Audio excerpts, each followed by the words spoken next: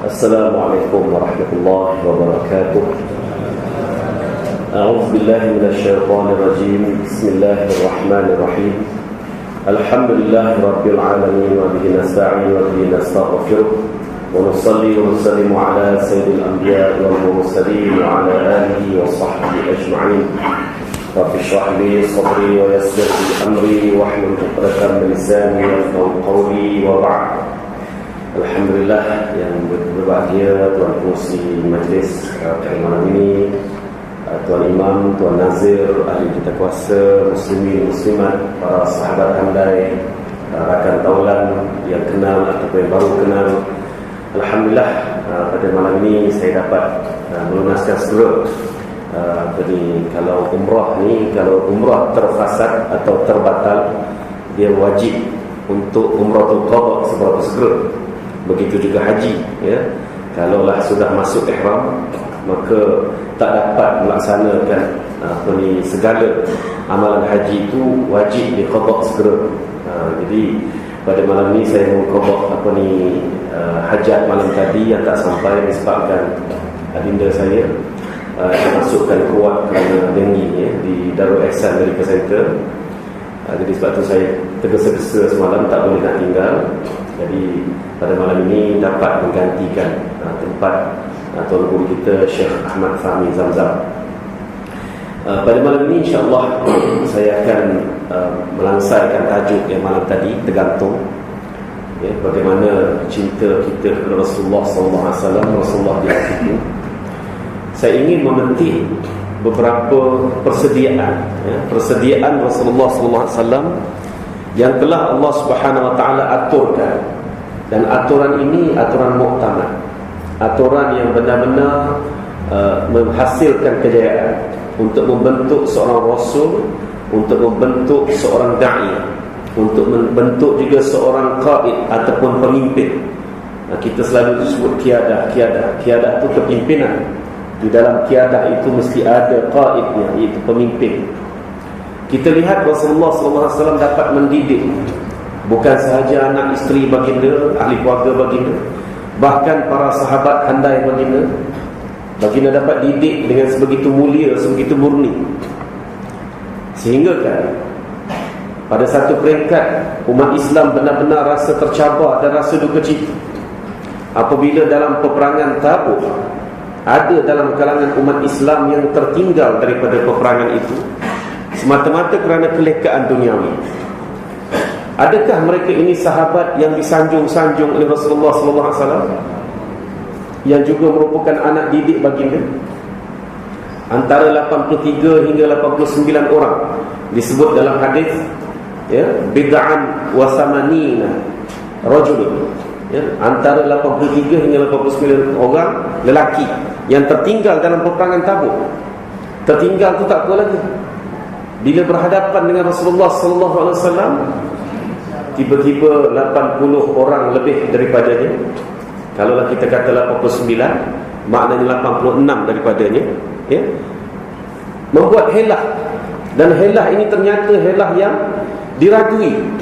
Namun Rasulullah SAW menyatakan, helah kamu ini, ya, aku terima, setakat yang kamu beri, aku percaya kamu tak berbohong, tapi selebihnya adalah Allah Subhanahu Wa Taala. Namun 3 orang daripada sahabat yang tertinggal ini, iaitu Ka'ab bin Malik, Murarah dan Hilal, 3 orang ini tak sanggup berbohong, tak sanggup cari alasan. Lalu bila berhadapan dengan Rasulullah SAW, mereka bertiga kata apa? Ya Rasulullah, tidak ada alasan, melainkan leka semata-mata. Bila dengar alasan ataupun penjelasan daripada mereka itu, Rasulullah pun terus menunjukkan muka duka cita. Tunjuk muka duka cita. Inilah anak-anak didik baginda, sahabat-sahabat yang disanjung oleh baginda. Tiba-tiba tanpa ada alasan, mereka leka dalam rombongan ataupun bala tentera Tabuk itu tadi. Sedangkan Tabuk ini amat penting bagi umat Islam dalam keadaan Rom mencabar langsung kepada umat Islam pada masa itu. Jadi tuan-tuan muslimin dan muslimat yang dirahmati Allah, perang Tabuk ini berlaku pada tahun ke-8, tahun ke-9 Hijrah.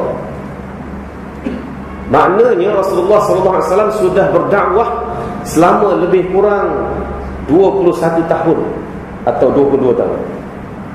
Ya. Walhasilnya tuan-tuan, orang yang memberi alasan, yang berbohong di depan Rasulullah ni bukan sahabat. Bukan sahabat. Saya yakin. Sebaliknya siapa? Munafik. Munafik pun.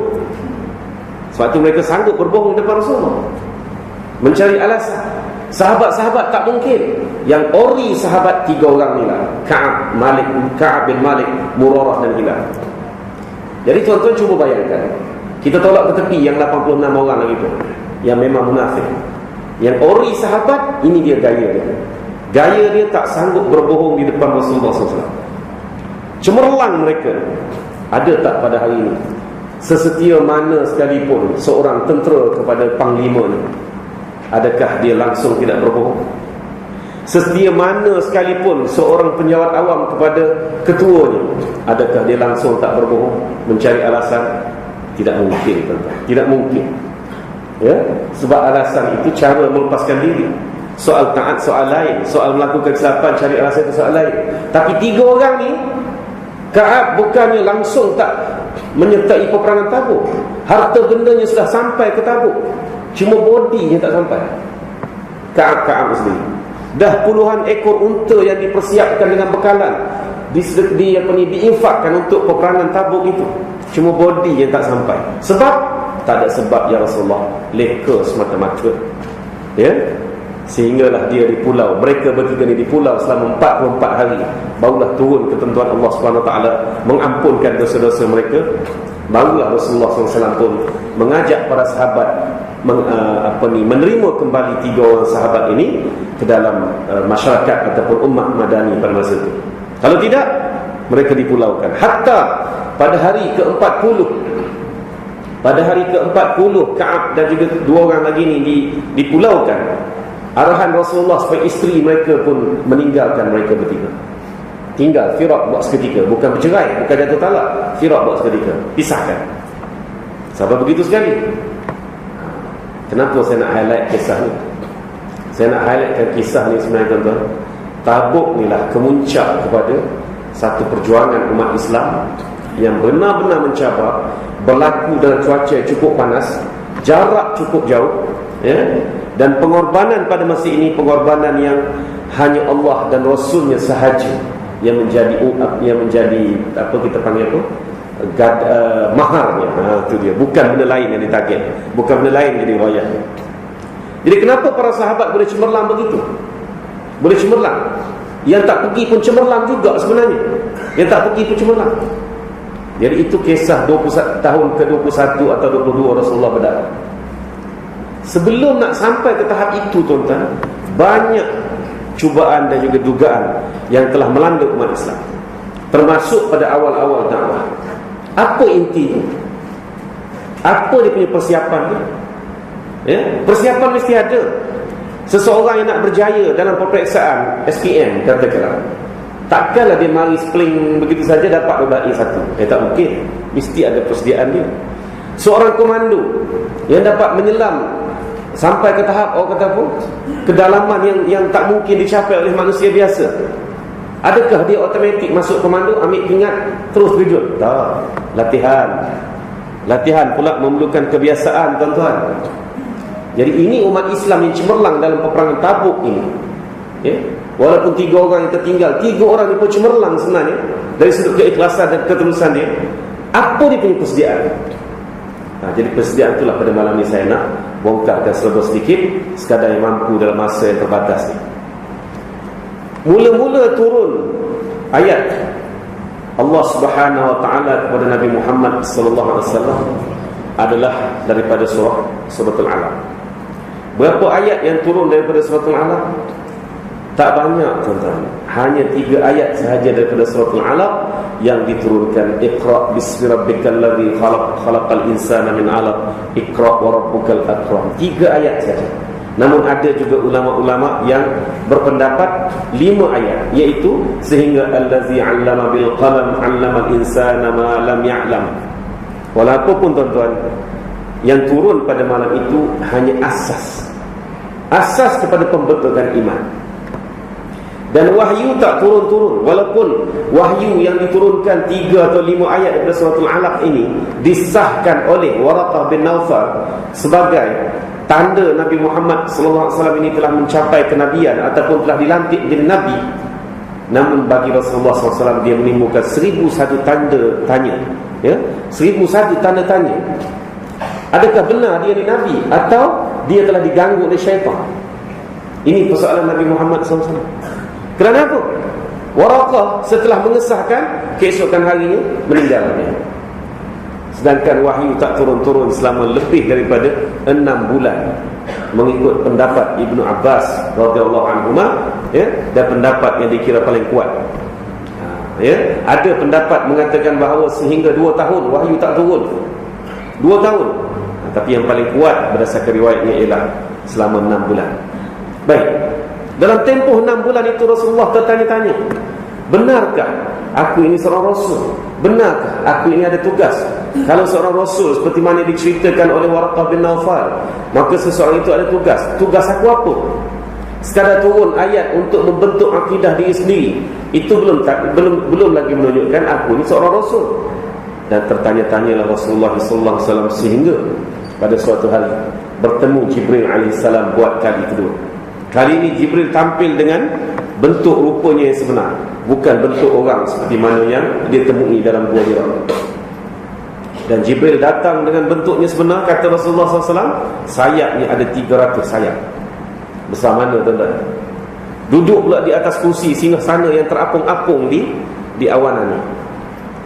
Dan menjuntaikan kakinya ke bawah. Terkejut tak terkejut?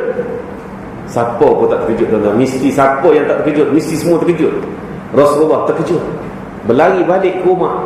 Sampai di pintu rumah, zammiluni, zammiluni, kata Rasulullah kepada ahli keluarga dia.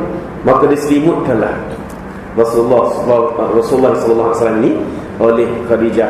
Dan pada masa inilah Jibril kejar. Istilah kejar tu nak tunjuknya bahawa tak lama selepas Rasulullah sampai, Jibril pun sampai untuk menurunkan wahyu yang kedua. Wahyu yang merungkai persoalan Nabi Muhammad sallallahu alaihi wasallam, apakah dia ni benar-benar rasul atau sebaliknya. Apa wahyu itu? Ya ayyuhal muddaththir, wahai orang yang sedang berselimut. Wahai orang yang sedang berselimut. Memang Rasulullah pada masa itu sedang berselimut. Turunlah ayat yang dinanti-nantikan, yang menjawab pertanyaan Nabi Muhammad sallallahu alaihi wasallam. Qum fa'anzir wa rabbaka fakabbir wa thiyabaka fatahhir warrujza fahjur wa la tamnun tastakthir wa li rabbika fasbir. 7 ayat daripada surah Al-Muddathir turun. Tak sempat Nabi Muhammad SAW bangkit daripada selimut ini, turun pula surah kedua, wahyu ketiga, ya. Surah yang berikutnya, wahyu ketiga. Ya ayyuhal muzammil, ya, qumil laila illa qalila nisfahu aw inqus minhu qalila wa awzid alaihi warattilil qur'ana tartila inna sanulqi alayka qawlan thaqila. Turun pula 5 ayat daripada surah Al-Muzammil. Kedua-dua Muzammil dengan Muddathir ini maknanya berselimut, tuan-tuan. Kalau kita tanya, kenapa dipanggil surah ni dua-dua ni berselimut? Oh, sebab Rasulullah pada masa itu sedang berselimut. Adakah maksud ayat ya ayyuhal muddaththir itu maksudnya orang berselimut semata-mata? Kalau itulah yang kita tanggapi dalam ayat ini, kedua-dua ayat ini, ya ayyuhal muddaththir baik, muzammil baik, maknanya ayat Quran ini hanya untuk cerita benda yang berlaku pada masa itu saja. Dan ayat-ayat Al-Quran ini tidak panjang, tidak luas dia punya maksud dan juga teladannya. Tak mungkin, tuan-tuan, ayat Quran ini hanya cerita pada detik itu saja. Bahkan dia membawa maksud yang panjang dan membawa maksud yang berulang-ulang.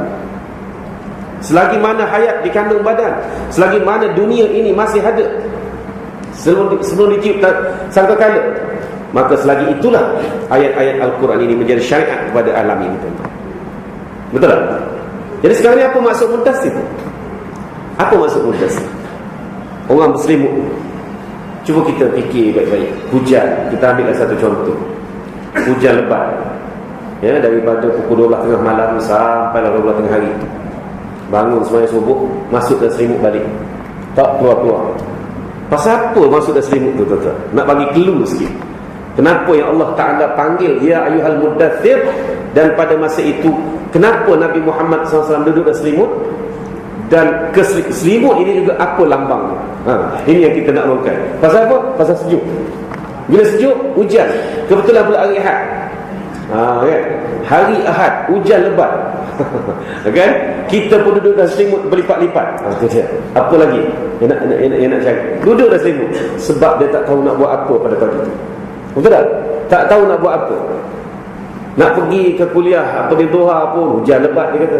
Ustaz pun mungkin tak mari. Dia telah ke ustaz. Ustaz selalu negatif. Dia kata ustaz pun tak mari ni, kata dia. Tak ada kelas ni. Walau ustaz duduk di Gombok sanggup mari kan. Redah lagi. Hujan tak hujan punya amanah. Dia tak apalah. Jadi ya ayyuhal muddatsir maknanya orang yang tak tahu nak buat apa. Orang yang tak ada idea. Orang yang dalam keadaan tertanya-tanya. Orang yang dalam keadaan tidak ada perancangan dan strategi. Dengar, kali ni aku nak bagi strategi. Inilah sebenarnya, tuan-tuan. Jadi kita pada hari ini, tuan-tuan, pendek kata berada dalam keadaan muddatsir sepanjang masa. Berada dalam muzammil sepanjang masa. Nahnul muddatsirun wa nahnul muzammilun, tuan-tuan. Sebab tak ada idea. Tak ada idea untuk apa? Oh, idea untuk diri sendiri ada. Untuk fikir macam mana nak meningkatkan keuangan diri peribadi, kan? Tak cukup dengan gaji pejabat saja. Duk fikir-fikir nak direct selling pula ke? Kan? Duk fikir-fikir, kalaulah kita buat nasi lemak bungkus jual. Yang itu untuk peribadi nampak. Tapi untuk ummah, kita sebenarnya muddatsirun wa muzammilun, tuan-tuan. Dalam keadaan selimut, keadaan terbelenggu, tak tahu nak buat apa. Bagaimana nak merungkai belenggu ni? Bagaimana? Mau tak mau, inilah strategi yang Tuhan nak beri pada Nabi Muhammad, yang kita pun kena ikut pada hari ini. Dan ternyata Rasulullah SAW telah memperlengkapkan diri dia dengan ayat surah Al-Muddatsir 7 ayat ini, dan juga surah Al-Muzammil 5 ayat. Dia lengkapkan, dia settlekan sebelum dia melangkah keluar menjadi seorang da'i, menjadi seorang qaid kepada umat. Pertama sekali, qum fa'anzir, bangkit. Orang yang sedang berselimut, yang dalam keadaan no idea, bangkit, jangan tak bangkit. Berubah maknanya. Ya, berubah. Kita kan selalu kan guna ayat tu. Innallaha la yughayyiru ma bi anfusihim illa innallaha la yughayyiru ma innallaha ya biqaumin hatta yughayyiru ma bi anfusihim.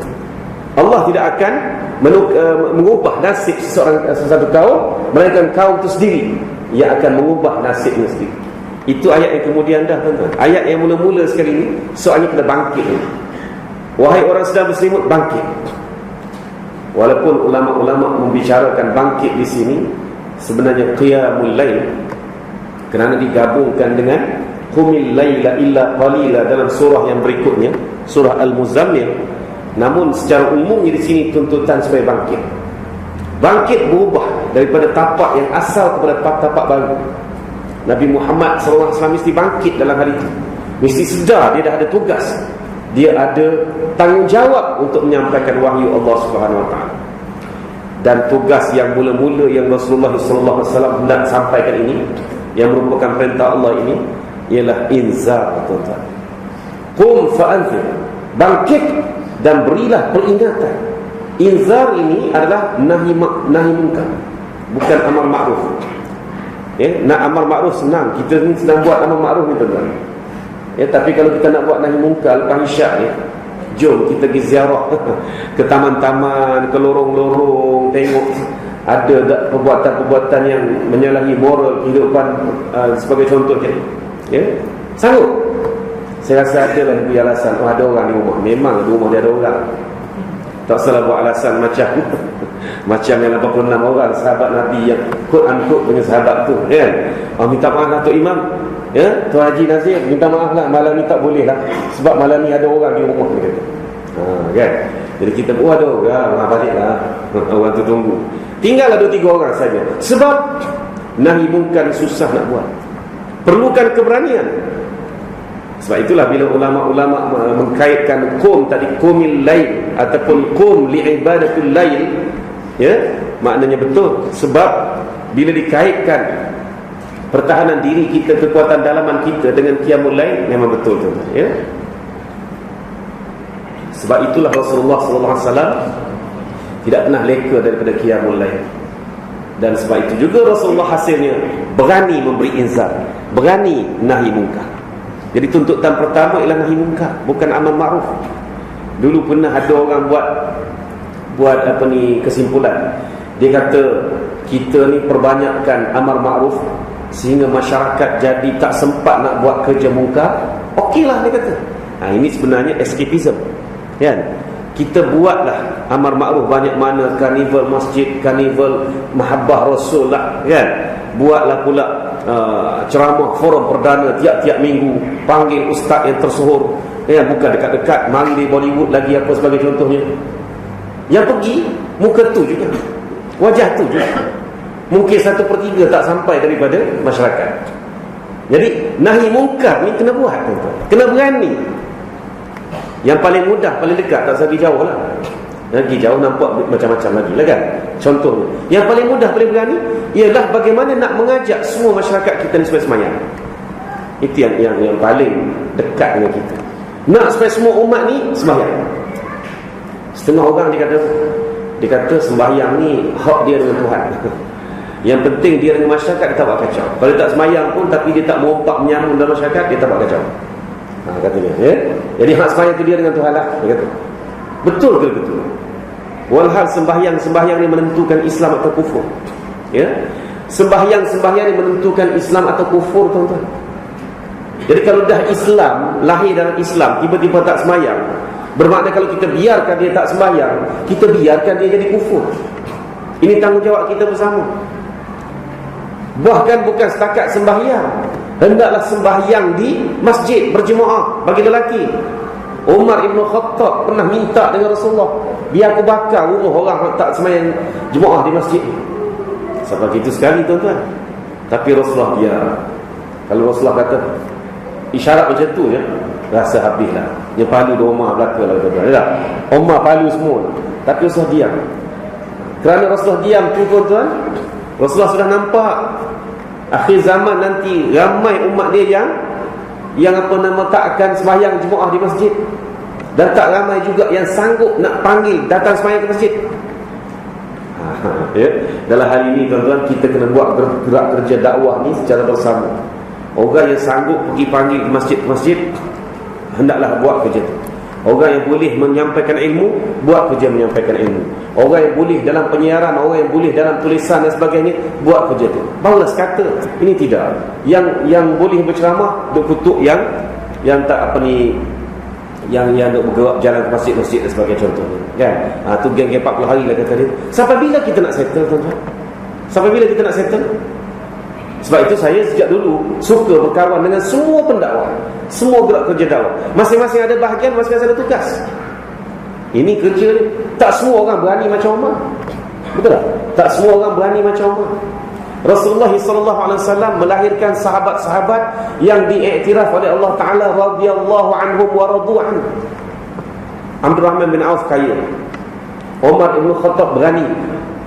Selain Umar, satu lagi, Hamzah bin Abdul Muttalib berani. Khalid bin Walid berani. Abdul Rahman kaya. Huzaifah Ibn Yaman kaya. Talhah bin Ubaidillah kaya, kan? Jenis saudagar-saudagar. Abu Hurairah miskin. Ali bin Abi Talib adalah pejuang pejuang dan juga pembantu rapat Rasulullah, tak pernah peduli pasal harta benda. Adakah mereka ini dibeza-bezakan? Tak. Semuanya radhiyallahu anhu. Adakah semata-mata kerana Abdul Rahman bin Auf tu kaya, jadi radhiyallahu anhu dia tu panjang sikit tasdid dia, radhiyallahu anhu gitu kan? Manakala Abu Hurairah ni hak miskin, hak tak ada harta ni, radhiyallahu anhu, habis kata kan? Ali sebab menantu Rasulullah, radhiyallahu anhu. Adakah gitu? Tak, semua sama. Ini nilai kita nak lahirkan ni, tuan-tuan. Jadi gerak kerja kita mesti bersama. Ini yang disebut qum fa'anzir. Seterusnya, bagi orang yang memberikan inzar, memberikan amaran, memberikan nahi mungkar ini, dia akan berhadapan dengan ujian-ujian. Ujian-ujian ini pelbagai bentuk. Ujian harta, ujian kemiskinan, ujian pangkat, Maka sebab itu Rasulullah SAW diperingatkan mula-mula sekali, wa rabbaka fakabbir, dan Tuhanmu hendaklah kamu besarkan. Jangan nampak benda lain yang lebih besar daripada Allah Subhanahu Wa Taala. Ketika mana Nabi Muhammad SAW baru saja selesai daripada pemulauan, 3 tahun dipulaukan. Orang-orang Bani Hashim yang membantu Nabi Muhammad SAW walaupun tidak memeluk Islam, ya, dan orang-orang Islam walaupun bukan daripada Bani Hashim, mereka ini dipulaukan. Jangan berjual beli, jangan berurus niaga, jangan berkahwin, berapa dan sebagainya. 3 tahun lamanya pemulauan ini. Sehinggalah Mut'im bin Adi, seorang sahabat Abdul Muttalib, akhirnya mencadangkan supaya kita tarik balik pemulauan ini. Dan pada masa itu harta Khadijah tidak tinggal walau 1 sen pun. Kenapa? Dibelanjakan untuk semata-mata, ya, membiayai kehidupan selama 3 tahun dalam keadaan Bani Hashim dan juga umat Islam tidak boleh untuk bekerja. Datanglah orang-orang Quraisy buat pertemuan sulit dengan Abu Talib. Abu Talib cakap dekat anak saudara kamu tu, dia nak apa sebenarnya? Adakah dia mahu harta? Maka kami akan sanggup kumpul, tukar nama semua harta kami pada nama dia. Adakah dia nak pangkat? Kami sanggup angkat dia sebagai Raja Mekah. Adakah dia nak seorang perempuan yang jelita sebagai isteri dia? Al-maklum isteri dia lebih tua daripada dia, ya? Nak perempuan jelita, kami akan cari yang paling jelita dalam kalangan Quraisyah ini untuk beri kepada dia. Cakaplah kat dia, syarat berhenti berdakwah. Jadi tuan-tuan, pada masa ini kalau tidak ada wa rabbaka fakabbir, dengan keadaan tekanan yang sudah dilalui oleh Rasulullah SAW, akan lenyap, akan lunturlah jiwa, ya, akan lenyap, lunturlah jiwa. Inilah pejuang-pejuang yang akhirnya tumbang di dalam perjalanan medan perjuangan. Bukan sampai ke medan, tapi tumbang dalam perjalanan, karena tidak ada wa rabbaka fakabbir. Bila Abu Talib menyampaikan perkara ini kepada Nabi Muhammad SAW, maka Rasulullah SAW menyambut dengan air mata sedih. Katanya, ya, kata-kata ini seringkali disebut oleh penceramah-penceramah dengan suara intonasi yang bergegar-gegar. Tak kena sebenarnya mengikut daripada riwayat dari hadis tentang kata-kata ini, Rasulullah sebut dalam keadaan sebab dan menangis. Wahai bapa saudara, andai kata mereka meletakkan matahari di tangan kananku dan juga bulan di tangan kiriku, tidak akan kutukar dengan dakwah. Menitis air mata Nabi. Sedih. Sebab apa sedih? Kerana Abu Talib ni terlalu menyanjung Nabi, menjaga Nabi, tapi itu bahagiannya. Dia masih kabur dengan dakwah. Abu Talib ni, ya, Abu Talib, Abu Lahab dengan Al-Abbas bin Abdul Muttalib, anak-anak Abdul Muttalib 3 orang. Isteri mereka bertiga, ya, beras dia orang ni. Isteri Abu Talib bernama Fatimah bintu Asad. Isteri Abbas bernama Ummul Fadli. Isteri kepada Abu Lahab bernama Ummu Jamil. Ketika Nabi SAW mula-mula berdakwah, Fatimah bintu Asad, isteri kepada Abu Talib, isytihar masuk Islam serta-merta, ya, tidak ada masalah apa-apa. Walau ketiga-tiga ni cukup sayang kepada Nabi Muhammad SAW. Ummu Jamil cenderung kepada Nabi Muhammad. Ummu Jamil, isteri Abu Lahab. Ummul Fadli cenderung, tetapi dia ikut fi'il suami dia masing-masing. Al-Abbas dia lebih suka play masuk Islam. Ya, saya percaya Al-Abbas masuk Islam mereka awal lagi, tapi dia play safe. Dia tidak buka keislaman itu kepada masyarakat. Abu Lahab, no way, lawan habis-habisan. Maka Ummu Jamil yang dalam keadaan cederu kepada Nabi SAW, maka dia pun larut dengan suami dia, sehingga Allah Ta'ala bukan sumpah Abu Lahab saja, wa imra'atuhu hammalatal hatab. Wa imra'atuhu tu siapa dia? Ummu Jamil lah, isteri kepada Abu Lahab. Abu Lahab tu mula-mula lagi bila Nabi Muhammad SAW nak beranjak dari dakwah secara sembunyi-sembunyi 3 tahun pertama, ya, kepada dakwah secara terbuka di Bukit Safa itu, Abu Lahab dah naik tampar Nabi direct. Ya, aku dah kata jangan berdakwah, kamu dakwah juga secara terbuka. Maka tabat siapa Abi Lahab bin Watab. Celakalah kepada kedua tangan Abu Lahab. Tapi tak cukup dengan tangan Abu Lahab saja. Wa imra'atuhu hammalatal hatab juga. Tuan-tuan. Nah, ini keadaan dalam rumah tangga Nabi dan keluarga Ahlul Bait Nabi pada masa itu. Hilanglah seorang mak saudara yang cukup-cukup dikasihi. Ya? Bahkan cukup-cukup mengasihi Nabi Muhammad SAW. Tinggal dua orang, Fatimah bintu Asad dengan Ummul Fadli. Ummul Fadli pun secara orang kata apa, secara pleseh macam suami dia jugalah. Ya? Tetapi setelah balik daripada peperangan Badar, ketika Abu Lahab memukul seorang kanak-kanak semata-mata kerana kanak-kanak ni bersorak gembira. Kanak-kanak ni tak tahu anak siapa. Tapi bila dengar Nabi Muhammad SAW menang di perang Badar, Abu Jahal pun dah mati, hancur di perang Badar, budak ni melompat, tuan-tuan. Huri melompat je. Abu Lahab pun punyalah geram, dia bedal budak tu. Bila dia bedal budak tu, nampak dekat Ummu Fadli, isteri pada Abbas tu. Ummu Fadli pun kata, celaka Abu Lahab, tak malu kamu pukul budak. Dia bedal Abu Lahab, kena kat kepala. Ya, kena kat kepala. Bila kena dekat kepala, Abu Lahab balik, lama-lama kepalanya membengkak dan meninggal dia. Matilah dia dalam keadaan kepalanya yang penyakit misteri tadi. Nah, itu kisah dalam keluarga Rasulullah SAW. Memang dalam keadaan ini, tuan-tuan, sesiapa pun boleh goyah. Kalau tidak kerana warabbaka fakabbir. Ujian ini, tuan-tuan, masya-Allah, walaupun Allah Subhanahu Wa Taala sudah janji, ya, la yukallifullahu nafsan illa wus'aha laha ma kasabat. Tapi sekali imbas manusia akan mempersoalkan, kenapa saya yang diuji? Kenapa saya yang diuji? Kenapa? Ya kan? Menandakan bahawa di situ tak cukup warabbaka fakabbir. Jadi kuncinya yang Tuhan bagi kat Nabi Muhammad SAW, besarkan Tuhanmu, bukan benda lain. Alah, kita pada hari ini, tuan-tuan, tak sangka tak apalah, ya kan? Nak pergi kerja, tertinggal handphone, tertinggal wallet. Dua benda yang memang kita letak dekat-dekat nak pergi kerja, kan? Balik kerja pun letak dekat-dekat. Tiba-tiba punya nak urgent hari tu, rushing sangat, dua-dua ni tertinggal. Apa perasaan tengah jalan? Goyah dah, nak patah balik rumah, lewat dah. Duk kelang kabut. Hari tu dah jadi tak keluar kerana bukan hilang, tertinggal handphone dengan tertinggal wallet. Di mana warabbaka fakabbir? Bukan main masuk office tu, wa may yattaqillaha yaj'al lahu makhraja. Semua pejabat ada. Tak sampai ayat tu, dia baca wa may yattaqillah setakat tu je, kan? Wa may yattaqillaha yaj'al lahu makhraja. Dia baca ayat tu je. Dia tak baca wa may yatawakkal 'ala Allahi fa huwa hasbuh. Tawakal di situ penting, tuan-tuan. Ya, tawakal di situ. Tawakal Allah fa huwa hasbuh. Dialah yang akan menghitung kita. Dia yang akan menguruskan kehidupan kita. Tawakal itu penting. Sebab itu bila Rasulullah SAW sebut irbit summa tawakkul, ikat kemudian bertawakal, bagi ulama-ulama yang cermat dia kata irbit summa, tadi summa bukan kemudian, sebaliknya ma'at tawakkal, usaha dengan tawakal. Ini nak bentuk warabbaka fakabbir, tuan-tuan, ya.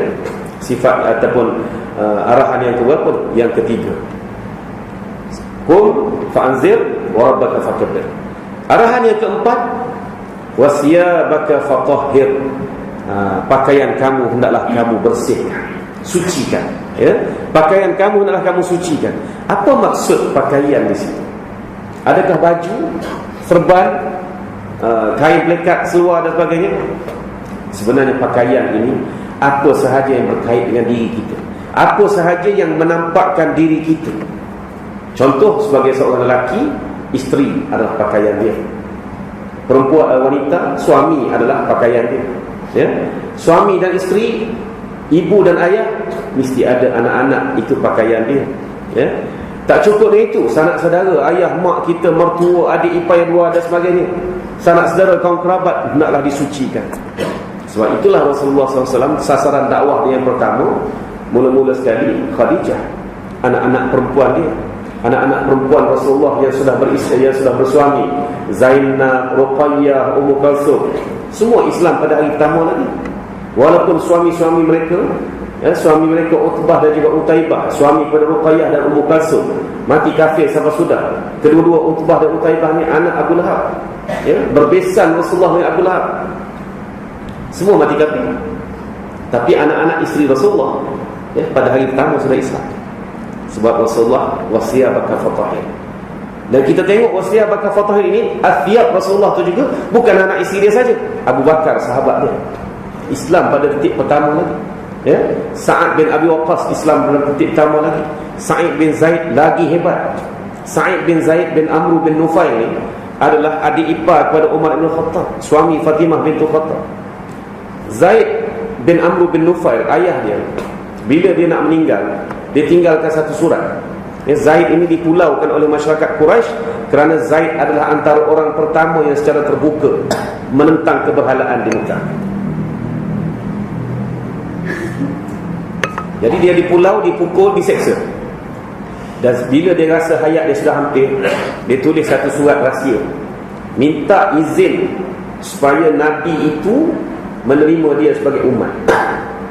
Jadi amanahkan kepada Sa'id anaknya, jangan cerita ke orang. Dan surat ini disimpan oleh Sa'id beberapa lama. Sa'id bukan tak kenal Nabi Muhammad sallallahu alaihi wasallam. Zaid bukan tak kenal Nabi, kenal dari kecil lagi. Mereka dah kenal mengenal pun. Tapi Rasulullah sallallahu alaihi wasallam tidak pernah tanya tentang surat Zaid. Sehinggalah apabila Rasulullah mengisytiharkan dia seorang Nabi, maka Sa'id pun pergi jumpa Nabi untuk nak bagi hint-hint sikit. Kok-koknya dia tahu tentang surat Zaid bin Amr bin Nufail, ayah dia. Rasulullah SAW terus minta, Sa'id, mana surat ayah kamu? Pada hari itu tak sempat Sa'id apa-apa lagi, dia sudah isytiharkan keislaman. Sebab surat tu hanya dia dan ayah dia yang tahu. Surat Zaid bin Amr bin Nufail, hanya dia dan ayah dia yang tahu. Dan Rasulullah pula berkawan dengan dia dari kecil lagi, dia kenal. Dia kenal siapa Nabi Muhammad ini. Tetapi sebelum ni Nabi Muhammad tak pernah minta dengan dia surat tu. Kenapa tiba-tiba hari ini minta? Bermakna betul original wahyu Nabi Muhammad SAW itu bukannya reka-reka dan sebagainya. Itu yang menyebabkan Sa'id adalah antara as-sabiqun al-awwalun terus memeluk Islam. Jadi tuan-tuan, Abu Bakar baik, Abdul Rahman baik, Abdul Rahman bin Auf, Sa'id bin Zaid baik, ataupun Sa'ad bin Waqqas baik, dan ramai lagi yang mula-mula masuk Islam ni, semuanya diterima oleh orang-orang Mekah sebagai orang-orang baik. Orang-orang baik. Ya, sebab tu bila Nabi Muhammad SAW berdakwah, bila mereka tengok ahli keluarga Nabi Muhammad, Khadijah, siapa tak kenal Khadijah? Khadijah digelar Tahirah sejak daripada zaman jahiliah lagi. Apa maksud Tahirah? Wanita suci. Kenapa dikatakan dia suci? Kerana suci dari sudut harta dia. Dia tak pernah tipu orang, dia berniaga dengan betul, dan dia juga seorang wanita yang jelita, dan dia juga seorang wanita yang menjaga kehormatan dirinya dari sudut hubungan-hubungan seksual dan sebagainya. Dia cukup mulia, sebab itu dia digelar Tahirah. Jadi dari sudut peribadi Nabi Muhammad SAW tak boleh nak komen lah. Kawan-kawan dia pun orang baik, anak-anak pun orang baik, dia isteri dia dan keluarga dia pun baik, sebab dia sudah tahir, dia sudah sucikan. Jadi tuan-tuan, pada hari ini kita, sebelum kita melangkah ke medan dakwah, ke medan jihad, ini yang kita kena pastikan dulu. Athiyab kita ni hendaklah tahir, suci. Ini petua yang telah Allah Ta'ala tuntut daripada Nabi Muhammad SAW. Baik, ayat seterusnya. Apakah ayat seterusnya? Warujza fahjur, dan dosa-dosa hendaklah kamu jauhi. Jangan duk bergelumang dengan dosa. Ar-rujza ini, istilah dosa dalam Al-Quran banyak. Ada disebut al-ithmu, al-ithmu, al-dhambu. Ini istilah dosa dalam Al-Quran. Ar-rujza ni dosa yang apa dia? Yang common, yang biasa, yang jenis bercakap bohong ni tadi lah. Ada orang rumah, nak kita balik awal, kan bohong tu sebenarnya, tapi Piramli kata bohong sunat. Hadis saya tak jumpa istilah bohong sunat ni. Al-kazibus sunni ni tak ada dalam Quran, dalam hadis. Dalam filah Piramli baru jumpa bohong sunat, kan. Jadi benda-benda macam ni tuan-tuan, tidak layak bagi seorang nabi untuk hidup dalam keadaan dosa-dosa kecil yang larut, yang jadi kebiasaan. Lama-lama dia akan menjadi fasik, tuan-tuan. Fasik-fasik ni sebab tidak lagi merasakan sesuatu dosa, walau dia dosa. Jadi ar-rujza fahjur, detail, detail Allah Ta'ala ceritakan kepada Nabi, mu kena buat ni detail. Selepas ar-rujza fahjur, wala tamnun tastakthir, jangan kamu impikan balasan yang banyak. Kalau kita buat kerja ni tuan-tuan, kerja dakwah ni, kita nak impikan balasan yang banyak, tumbang kita tuan-tuan, tumbang. Balasan daripada siapa? Balasan daripada Allah. Kalau kita hanya menghitung, oh aku buat qiyamul lail malam tadi habis solat sunat tasbih tu sempat 3 kali, maknanya kalau 3 kali 12 rakaat, kan? Banyak pahala aku malam tadi. Bermakna kita dalam hati kita sudah tidak ikhlas dengan Allah Subhanahu Wa Taala. Sebab ibadah malam Rasulullah SAW puncanya, alasannya hanya satu, syukur.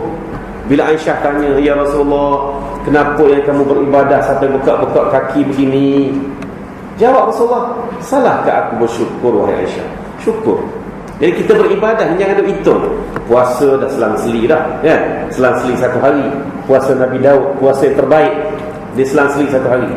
Itu Nabi SAW sebut tu, puasa sunat yang terbaik, puasa Nabi Daud, puasa selang-seli 1 hari. Dan Nabi Muhammad SAW pun banyak berpuasa sunat. Adakah mereka ini duk hitung? Banyak pahala aku ni, 1 puasa sunat, 1 mahligai dalam syurga. Dah berapa mahligai dah, kan? Kalau itu yang kita hitung di sisi Allah SWT, kita akan letih. Kita akan letih. Istiqamah tak selari dengan hitungan pahala macam tu, tuan-tuan. Orang yang istiqamah ni, seperti mana Nabi Muhammad buat, syukur. Alasan dia syukur. Walaupun kita qiyamul lail hanya sempat setengah jam setiap malam, tak apa, istiqamah, syukur, ya. Kalau saya kata kita sempat setengah jam qiyamul lail, malam semalam tu sempat 1 jam, pasti kita akan, oh kenapa lah malam tadi setengah jam saja, macam mana ni, macam mana, letih kita, letih. Sedangkan Tuhan tidak membebankan kita dengan hal itu. Tuhan minta kita istiqamah. Fastaqim kama umirta, ya? Istiqamah seperti mana kamu diperintahkan. Jadi indah ibadah dalam Islam, tak susah sebenarnya. Malam tadi sempat 10 minit, alhamdulillah 10 minit lah yang sempat aku buat, kan? Malam tadi alhamdulillah pukul 5 start qiyamul lail, subuh 6 suku, sejam suku, alhamdulillah, syukur kita. Ingat tuan-tuan, la in syakartum la azidannakum ni bukan dalam bentuk RM1 saja, material saja. Mentang-mentang dapat BRIM baru baca la in syakartum la azidannakum. Kalau tak dapat, tak baca. Enak tuan-tuan. Tadi kita berjemaah maghrib di masjid dengan selesa, dengan tenang dan sebagainya. Sepatutnya kita bersyukur. Kalau kita bersyukur kerana kita dapat bersolat berjemaah tadi, ya, di masjid pula, pada awal waktu pula, nescaya la azidannakum, Allah akan tambah peluang-peluang yang sama pada masa-masa akan datang. Jadi kenapa kita tak nampak la in syakartum dalam bab ibadah saja, sedangkan Rasulullah SAW beribadah kerana syukur. Minta maaf lah sebut contoh beri sikit, kan? Jangan sensitif pula. Ya. Dan yang akhir sekali, wali rabbika fasbir, dan kepada Tuhanmu hendaklah kamu sabar. Kerana apa? Kerana ujian-ujian dalam dakwah ini tidak boleh lari daripada sabar. Sahabat-sahabat Nabi ada 3 serangkai: Khabbab bin Arti, Bilal bin Rabah, Abdullah bin Mas'ud. Asal dari Habsyah, berkulit hitam, tubuh kecil, ya. Kulit hitam dia tu hitam metalik, protosaga pula, proton perdana tu, ya. Tu dia. Kulit rambut dia pula kerinting Maggie tu, teman. Inilah 3 serangkai. Tapi Tuhan kurniakan kepada 3 serangkai ini kepetahan Al-Quran. Bilal jadi muazzin, Abdullah bin Mas'ud menjadi qari. Rasulullah SAW kalau ada Abdullah bin Mas'ud, Rasulullah tak baca Quran, dia suruh Abdullah yang baca. Sedapnya suara Abdullah bin Mas'ud, walaupun dia bukan orang Arab, dia orang hitam, orang Syam. Bukan saya nak menghina maksud orang hitam tu, ya. Maksudnya memang identiti dia begitu. Khabbab bin Arti pula, pada peringkat orang-orang Arab baru masuk Islam, sahabat-sahabat Nabi, Khabbab lah tu guru dia, tuan-tuan. Khabbab ni pakar tajwid dia. Al-Mujawidnya dia. Ketika mana Umar tendang pintu rumah adik dia, Fatimah bintu Khattab, adik dia sedang bertalaki dengan Khabbab bin Arti. Cuba kita fikir logik akal. Kenapa si Habsyah ni boleh potong trik orang-orang Arab yang memang dia berbahasa Arab? Sebab Al-Quran ini mukjizat, ya? Al-Quran ini mukjizat. Jadi dia akan beri kepada sesiapa yang dia kehendaki. Ini takdir Allah Subhanahu Wa Taala. Jadi Khabbab bin Arti, sebelum dia dimerdekakan oleh Abu Bakar, dia diikat kaki tangan, dihayun di atas api, melecur habis ke belakang. Osman bin Affan kena benda yang sama, tapi kerana Osman ni Arab, maka dia bungkus Osman tu dengan tikar tu, baru dia hayun atas api. Ya, dia hayun atas api, suruh mengaku murtad, barulah keluar. Tapi Khabbab sampai melecur, tak murtad juga. Cuba bayang tuan-tuan. Ni kalau orang kulit putih melecur, warna macam mana? Ni orang kulit hitam melecur je apa? Jadi agak tuan-tuan ajak tanya. Pergi tunjuk dekat Rasulullah. Ya Rasulullah, ni ayat Khabbab sendiri yang keluar daripada mulut Khabbab bin Arti. Ya Rasulullah, kenapalah kita dah beriman dengan Allah ini, kita pula diseksa? Tidakkah Rasulullah berdoa, ya Rasulullah minta supaya mereka tu diazab balik kerana seksa kita? Merah muka Rasulullah sallallahu alaihi wasallam. Rasulullah lalu menceritakan bahawa umat Nabi-Nabi terdahulu, mereka itu diseksa dengan kezaliman sampai ke tahap Nabi mereka pun diseksa juga. Jadi tak ceritalah Nabi mana tu ya, tapi Nabi Muhammad sebut umat Nabi-Nabi terdahulu. Ada dalam kalangan mereka yang disikat di atas belakang mereka dengan sikat besi, sehingga menggelupas segala kulit belakang mereka itu. Tapi mereka masih lagi menyebut Allah, Allah, dan bersabar dengan Allah. Kita pada hari sekadar melecur je kata Nabi, bukan kena siat kulit tu. Khabbab tak boleh kata apa. Khabbab ni body dia kecil tuan-tuan. Dia body dia kecil. Jadi kena sekali atas api pun tuan-tuan padan lah pagi tu kan. Tapi Allah Ta'ala berikan kepetahan lidah dia mengajar Al-Quran, mengajar pula kepada bangsa Arab itu sendiri, bangsa Quraisy itu sendiri ya. Wa li rabbika fasbir. Jadi tuan-tuan, inilah ya, sebenarnya bila sebut wala tamnun tastaksir ini, saya pernah berceramah dengan sahabat-sahabat kita dari SPRM nak kaitkan wala tamnun tastaksir. Cerita mereka kadang-kadang dia kata tak logik akal kita tangkap orang rasuah ni lah ya. Kita dalam konteks nak sabar dalam bab keuangan, patut lebih tu fikir sendirilah kan. Yang kena tangkap tu 5,000 kes ni, suapan 5,000, tak pasal-pasal hilang jawatan kena penjara kan, kena penjara hilang jawatan. Kalau kita fikir 5,000 nak dapat duit 5,000 sedebuk ni tuan-tuan, kita kumpul insya-Allah lah. Kalau tidak 5 bulan, 6 bulan, tak 6 bulan, 7 bulan sampai. Berjimat sikit. Tapi kerana tak sabar, maka mereka pun ambillah suapan. Bila ambil suapan, bala lagi besar di depan. Itu bala dunia. Bala akhirat lagilah Allah SWT saja yang tahu. Ini contoh yang kecil. Jadi contoh yang besar-besar kaitkan sendiri. Allah dah bagi amaran wala tamnun tastaksir. Jadi mereka yang mengharapkan balasan yang banyak ini gelincir daripada landasan mereka sebagai umat Islam, sebagai seorang pejuang-pejuang dan sebagai seorang mujahid. Dan sabar ni, kunci sabar ni besar. Sahabat-sahabat boleh bersabar dalam keadaan diseksa atas api, ditindan dengan batu-batu. Bila berubah tu ya, dibaring ke atas pasir, ditindan dengan batu-batu atas tubuh dia, ditarik pula tubuh dia tu di atas pasir. Boleh sabar lagi tuan-tuan ya. Kita pada hari ni nak cerita apa? Pergi ibadah haji. Saya jadi guru haji, bukan nak mengumpat ya. Jadi guru haji tuan-tuan, kita kata sabar sampai satu tahap kita akan diserang balik oleh jemaah haji. Jemaah haji Duyufur Rahman, dia kata apa? Ustaz, jangan eksploitasi perkataan salah. Oh tu. Kita pun terkunci. Nak kata apa lagi? Terkasima tuan-tuan. Terkasima. Kes apa? Kesnya dari Arafah nak ke Muzdalifah, jalan jam malam tu. Memang kan jam. Akan jam. Siapa-siapa pergi haji dia tahu dah tuan-tuan kan. Silat hari bulan pecah tayar, nak tunggu dalam bas pecah tayar, jangan harap ada tayar ganti tuan-tuan. Jangan harap. Marilah kita jalan. Bila jalan mulalah dia ngong. Jadi bila kita nak berjuang tuan-tuan, kalau yang itu pun tak ada sabar ya. Tak saya ceritalah Bilal, Khabbab, Osman, Sumayyah, Yasir, tak saya ceritalah. Pergi haji jadi Duyufur Rahman pun dia tak boleh sabar. Renung-renungkan di manakah Rasulullah di hati kita tuan-tuan. Di mana Rasulullah di hati kita?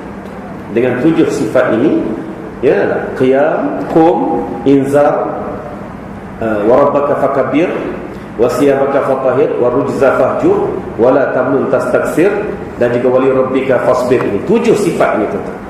Inilah persediaan awal sebelum Rasulullah melangkah keluar daripada rumah baginda untuk menyampaikan dakwah. Dan kemuncaknya ternyata apabila dalam peperangan Tabuk, selepas perang Tabuk tu barulah Rasulullah pergi buat haji. Ya, baru Rasulullah pergi buat haji. Rasulullah berjaya membuka kota Mekah, merampas kota Mekah daripada Quraisy pada 8 Hijrah. Tapi tahun tu dia tak buat haji. Tahun 9 Hijrah, tahun berlaku peperangan Tabuk, Rasulullah hantar dulu Abu Bakar pergi buat haji. Sebab Rasulullah ada benda kepentingan lain lagi yang nak disettlekan, terutama peperangan Tabuk tadi. Tahun ke-10 Hijrah, bila dah settle, dah tenang semua sekali, barulah Rasulullah pergi buat haji, yang kita panggil sebagai Haji Akbar dan juga Haji Wada', tuan-tuan, haji perpisahan. Sebab apa? Kemuncak keperjuangan Rasulullah SAW ditandai dengan al-yawma akmaltu lakum dinakum wa atmamtu alaikum ni'mati wa raditu lakum al-islam madina. Ya, ayat terakhir daripada susunan ayat-ayat Al-Quran, turunnya 9 Zulhijjah tahun 10 Hijrah. Rasulullah wafat 12 Rabiul Awal tahun 11 Hijrah. Maknanya kurang lebih 3 hari 3 bulan 3 bulan 3 hari saja daripada tarikh itu wafatlah Rasulullah sallallahu alaihi wasallam. Ya, dan memang lumrah setakat yang saya duk kaji, pemimpin-pemimpin Islam yang ikhlas berjuang ini, kemuncak kejayaan mereka hanya dapat rasai sekejapnya. Rasulullah betul ke 3 bulan? 9 Zulhijjah, 9 Muharram, 9 Rabiul Safar, betul. 3 bulan, ya. 3 bulan 2 hari sahaja. Jadi Rasulullah ini benar-benar berada dalam keadaan kemuncak dia. Maknanya kemuncak kemenangan dia hanya 3 bulan 3 hari. 3 bulan 3 hari. Ya, daripada al-yawma akmaltu lakum itu 9 Zulhijjah, 12 Rabiul Awal Rasulullah wafatlah. Demikian juga Salahuddin Al-Ayyubi. Salahuddin Ayyubi bila dia berjaya memaksa gabungan 9 kuasa dalam Salibiyah mengikat perjanjian damai di Hittin, tuan-tuan, 2 tahun selepas itu meninggal lagi. Saifuddin Qutus, pemimpin Bani Mamalik Mesir, dia lawan bukan sedikit calang-calang orang. Dia lawan Hulagu Khan, tuan-tuan, Genghis Khan, ya? Lawan geng-geng Tatar dari Mongolia sana. Akhir tersembar mereka tu, bunuh balik. Walhasil sebelum tu dia dah berjaya menjatuhkan Baghdad. Baghdad ini dianggap sebagai satu dinasti yang tak mungkin, ya, satu khilafiyah yang tak mungkin digugat. Kerana 800 tahun bertakhta. Datang geng-geng Khan, geng-geng Khan, yang anak beranak Syahrukh Khan dan sebagainya. Ada? Sebenarnya memang betul. Ya dah, memang betul. Mereka ini pada masa itu masih lagi nomad, masih lagi kafir, ya. Tapi bila mereka menakluki India, mereka mendapat hidayah di India. Semasa kerajaan Islam masih bertakhta di India masa itu, ya. Sebab itulah keluarga Khan ini masuk Islam semua. Sampailah Syahrukh Khan, Salman Khan, Nasir Billah Khan, kan? Dan lain Khan lain yang ada dekat Malaysia ni. Keturunan Khannya Islam, Walaupun dulu mereka inilah yang menjatuhkan Abbasiyah. Tuan-tuan, ya. Jadi Saifuddin Qutus dia berjaya mengekang kuasa Tatar ni, kuasa orang Mongolia. Hari ini berjaya, esok mati. Dah jadi lumrah. Yang paling lama menikmati kejayaan ialah siapa dia? Muhammad Al-Fatih. 20 tahun selepas kejatuhan Konstantinopel, barulah sultan ini wafat. Itu pun usia muda, 40 tahun je. 40 tahun meninggal lah, ya. Jadi pada saya lah, sesuatu yang perlu kita buat, satu tindakan baru sekarang ni, mengkaji sirah daripada Quran sendiri. Selama ni kita duk kaji sirah daripada buku-buku sirah, buku-buku cerita, kan? Kadang-kadang nota kaki, footnote pun tak ada, rujukan pun tak ada. Sirah apa benda lah tu, ya? Sekarang ni mari kita belajar sirah daripada Al-Quran sendiri.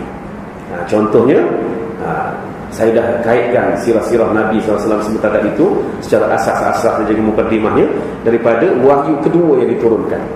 Jadi banyak lagi, ada 6,236 ayat mengikut kiraat Hafsin An Asim ini, tuan-tuan, yang kita amalkan di Malaysia. Ayat-ayat Al-Quran berkait dengan siapa? Kalau tidak dengan Nabi Muhammad SAW. Jadi kita belajar sirah daripada Al-Quran itu sendiri. InsyaAllah, marilah Kasim Ahmad ke, Kasim Selamat ke, tak kisah ni. Tapi Kasim Ahmad ni pada tahun 1995, buku dia diterjemahkan oleh Profesor Nas Abu Zaid dan juga Profesor Ishmawi. Dua orang ni diisytihar murtad di Mesir, ya? Nas Abu Zaid dengan Ishmawi. Masa tu saya masih berada di Mesir. Mereka ni tak semena-mena bawa buku Kasim Ahmad hadis satu pengajian semula ni terjemuh dalam bahasa Arab. Terjemah dalam bahasa Arab, tuan-tuan. Hari ini orang tak kenal siapa Kasih Ahmad ni, dia buat rujukan dengan buku Kasih Ahmad. Ngaya sungguh, tuan-tuan. Yang si Kasih ni bahasa Arab pun tak tahu. Ya tak? Nak nilai hadis pun tak ada. La ilaha illallah. Itulah tertipu satu ummah dengan manusia tolol seperti Kasih Ahmad ni. Tertipu. Jadi kita pada hari ini, tuan-tuan, benteng kita, saya nak beritahunya 3 kali. Quran, hadis, sirah. Nak tembak Al-Quran, nak buat pencemaran dalam Al-Quran tak mungkin. Sebab Allah dah janji, inna nahnu nazzalna dzikra wa inna lahu lahafizun. Kamilah yang menurunkan az-zikra ini dan kami yang menjaganya. Percayalah, Al-Quran tidak akan dapat diganggu gugat kerana keteguhan janji Allah SWT. Sunnah pula ataupun hadis-hadis pun sama. Walaupun ada orang yang cuba menyebarkan hadis-hadis palsu, duduk tak lama akan jumpa lah. Sebab lahirnya Bukhari, Muslim, Tirmizi, Nasai, lahirnya golongan ni, maka sirah hadis sunnah Nabi Muhammad SAW terselamat. Tapi ada satu benda yang tak selamat, sirah. Sebab sirah ni dia tidak ada satu catatan, satu buku yang muktamad seperti mana kitab-kitab hadis Bukhari, Muslim dan sebagainya. Tak ada. Tak ada sirah Bukhari, tak ada sirah Muslim, tak ada, ya. Jadi musuh-musuh Islam, dia akan mencacatkan Islam ni dan juga Rasulullah SAW sendiri melalui pencemaran sirah. Banyak sebenarnya pencemaran sirah berlaku dalam hidup kita seharian ini. Ya, kalau saya nak buka satu pun sana, tuan-tuan, contohnya yang sekarang hidup lega-lega ni berkenaan dengan Rasulullah SAW ini nak menceraikan Saudah binti Zam'ah. Ya, nak menceraikan Saudah binti Zam'ah. Jadi Saudah rayu sangat, tolonglah jangan cerai dia. Jadi dia sanggup beri hak bermalam di rumah dia ni kepada Aisyah yang baru dikahwini oleh Rasulullah sallallahu alaihi wasallam. Sebenarnya ini cerita palsu. Bukan Rasulullah yang nak menceraikan Saudah. Ya, tak timbul soal perceraian. Orang yang bawa kisah ni sebenarnya orang yang nak mempopularkan bahawa Rasulullah ni tak nak berpoligami sebenarnya, ya. Jadi bila wafat Khadijah, kahwin dengan Saudah. Bila kahwin dengan Saudah ni dah menopause kan. Masa kahwin tu sebab dia lebih tua daripada Khadijah. Jadi tuan-tuan, bila kahwin dengan Aisyah, Rasulullah tak nak poligami, nak cerai lah satu, cerai yang tua lah kan. Jadi dia rayu, tolonglah ya. Jadi tuan-tuan, ini cerita palsu. Tak timbul soal Rasulullah nak ceraikan Saudah sebenarnya. Nak faham kenapa Rasulullah kahwin dengan Saudah ni mudah ya tuan-tuan, ya. Saudah ni pengasuh di rumah Khadijah sejak Rasulullah belum kahwin dengan Khadijah ni. Anak-anak Khadijah semua diasuh oleh Saudah, ya. Bila Khadijah wafat, ginilah contoh paling mudah. Masa isteri masih ada, bibi duduk rumah kita, okey kan? Tapi bila isteri tak ada, takkan kita nak duduk berdua dengan bibi? Betul tak? Itulah qadiyahnya Saudah dengan Rasulullah.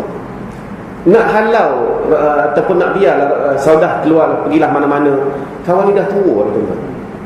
Ya? Jadi Rasulullah mengambil tindakan kahwin dengan Saudah. Inilah rahim Rasulullah SAW, kasih sayang baginda.